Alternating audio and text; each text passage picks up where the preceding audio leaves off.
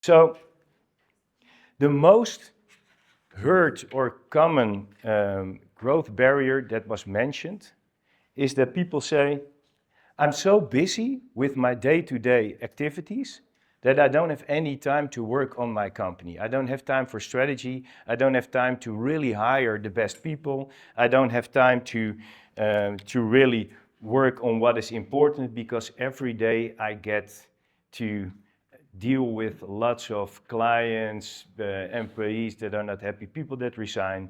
I need to be part of the day-to-day operations. Now, second is that people say, well, I'm just not able to increase my client base, or I am increasing my client base, but I'm not making any more money, or I'm making some more revenue, but the quality of my revenue is that low because the new revenue is much more cost intensive, or so my margins getting slimmer while my revenues are growing. Third one is my leadership team is not really ready for growth. And what we hear most, especially when companies are, let's say, somewhere in between 20 and 40 employees, is that they miss someone that is really building the systems, the structures, that is building the management team, etc. And that person is just not there or not ready to really help with growth. Fourth is I don't have the right people doing the right things at this point. So we have people, everyone is working really, really hard, but we're not doing the right things. Fifth one is we have slow, bad, or no decision making. Now, you can actually, I would say, judge the quality of a management team by how much they are able to make great decisions quickly. All decisions that are not being made will move upwards in the organization.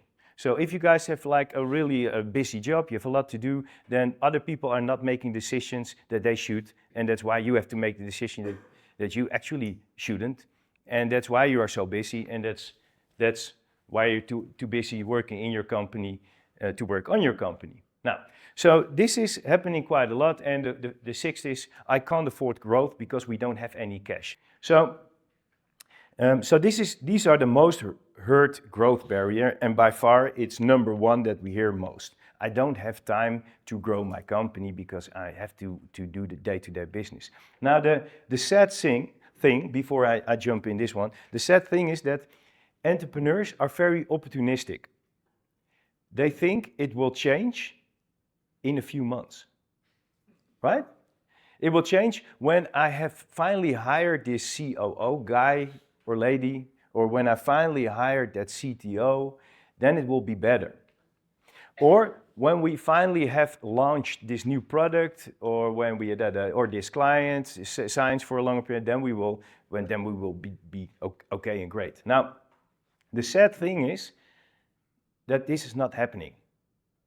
It requires a change of how you guys work. It sounds terrible. If you are still need to work 60 hours when you have a company and you have like 100 people in your company and you still are the person that's the go-to person for all the decision, it sounds terrible.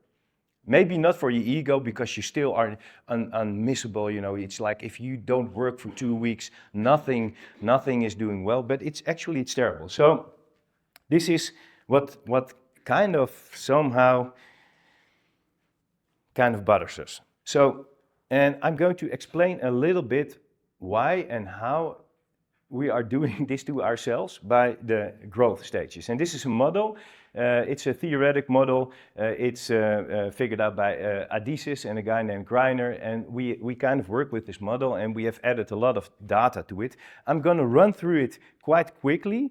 And the thing is, if your company grows, and that's the basis of the model, if your company is growing, you're going to move through several stages. And these stages require a different set of qualities, competences, things you need to do as an entrepreneur. And the thing is, if you don't finish things off well in the previous stage, you can in size grow to a different stage, but the stages will not be healthy, and you will have a lot of problems which you are kind of pulling with you to the different or to the new stage.